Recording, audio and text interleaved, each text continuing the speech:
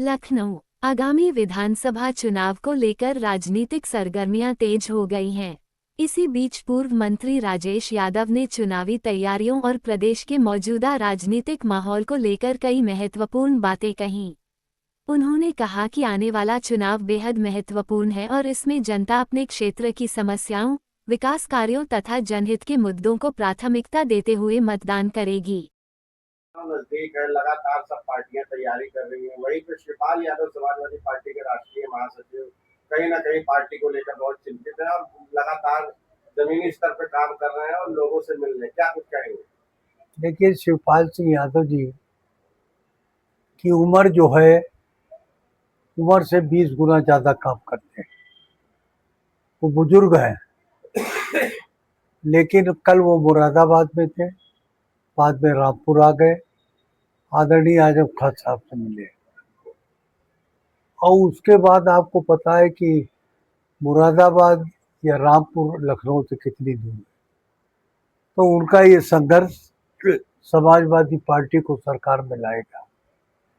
और मैं देख रहा हूँ कि हमारे नेता, हम सबके नेता और पार्टी के राष्ट्रीय अध्यक्ष किस तरीके से पार्लियामेंट के अंदर अपनी छवि बना रहे हैं। अभी अभी उनसे कांग्रेस के बहुत बड़े बड़े नेता उनसे मुलाकात की है और मुझे पूरी उम्मीद है कि कांग्रेस और सपा मिलकर चुनाव लड़ेगी।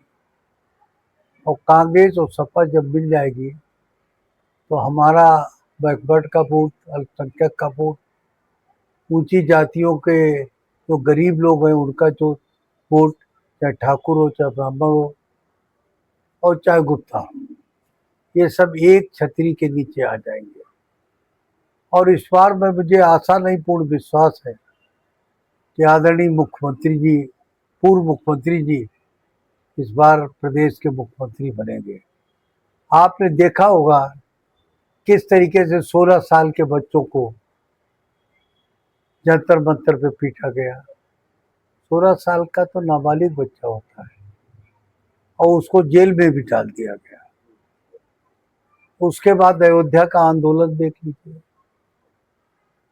उसके बाद जो हमारे 4 धाम है वहां पर चंदा चोरी का, आप फिर वहां भी चंदा चोरी हुई। इस तरीके से ये व्यवस्था, ये देश पूरी तरीके से फेल है। क्या 2027 में इसका असर पड़ेगा? जो कुछ भी होगा उसका असर रिजल्ट चुनाव पे जरूर पड़ता है। जिस तरीके से डिम्पल यादव जी ने जो जंतर मंतर पर प्रोटेस्ट बच्चे कर रहे थे, उनके लिए लड़ाई लड़ी, उनके डिम्पल यादव को कुछ चोट भी लगी और कहीं ना कहीं संसद भवन ने बहुत बड़ा मुद्दा उठाया है, पीएमओ आवाज का गिराव भी किया। तो क्या कुछ कहेंगे इसको देखते हुए? देखिए, डिम्पल यादव में रानी लक्ष्मीबाई की आत्मा जाग गई है। जब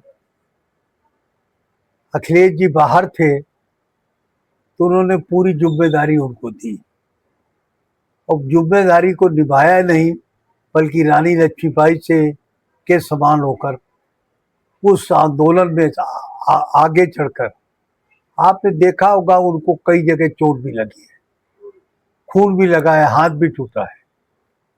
तो मैं विशेषकर आदरणीय सांसद जी को बहुत बधाई देता हूँ।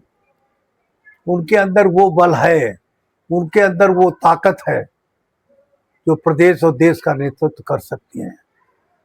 अब हमें चिंता नहीं है कि अखिलेश जब बाहर जाएंगे या किसी विदेश पे जाएंगे तो उनकी जगह उनकी धर्मपत्नी, केवल पत्नी के नाते नहीं, नेता के नाते वो देश की बागडोर संभाल सकती है, वो प्रदेश की बागडोर संभाल सकती है और हर परिस्थितियों में अपने आप को माननीय अखिलेश यादव जी से 20 साबित करेंगी, 19 नहीं साबित करेंगी। आप भी बहुत पुराने, आप मंत्री भी रहे और आपको बड़ी बड़ी जिम्मेदारी दी जाएगी। 27 में क्या निभाएंगे आप?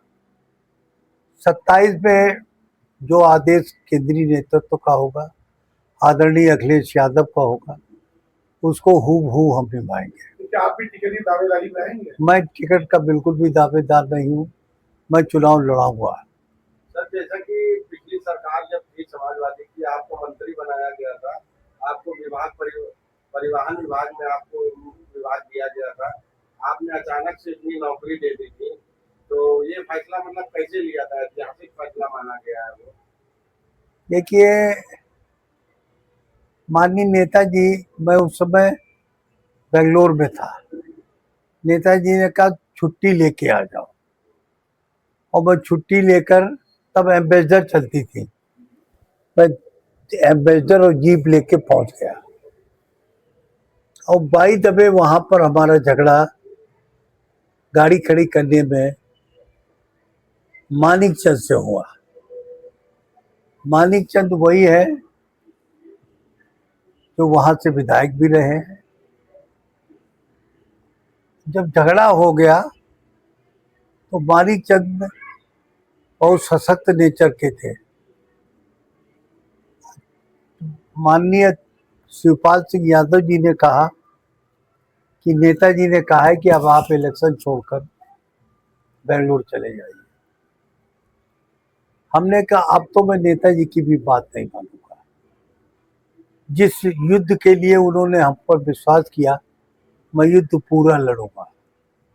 आपको आश्चर्य होगा, आपको याद भी होगा कि सैफई के सामने गोलियां चली थी, और गोलियां चलाने वाला कोई और नहीं, मानिक चंद के बहनोई दर्शन सिंह यादव थे। तो चुनाव लड़ रहे थे नेताजी के सामने। अब तो और भी खतरनाक स्थिति पैदा हो गई। दर्शन सिंह यादव बहुत प्रभावशाली व्यक्ति थे उस एरिया के, और बाहुबली भी थे। गोली में 2-3 लोग खत्म हो गए।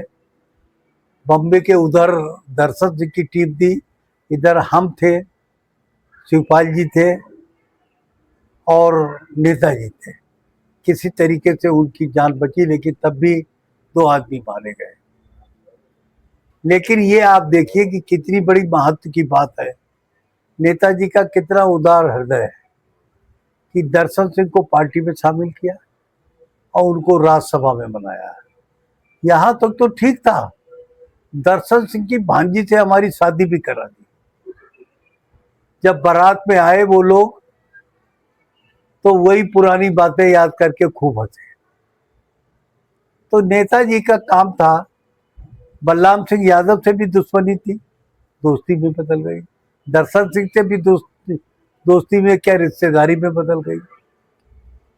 आपने देखा होगा, शिवपाल सिंह जी हमेशा हमारे दुख सुख में आते हैं, चाहे शादी हो, चाहे मेरे पिता और माँ खत्म हुए हो, और आखिरी वक्त आए हैं जब मेरी पत्नी खत्म हुई।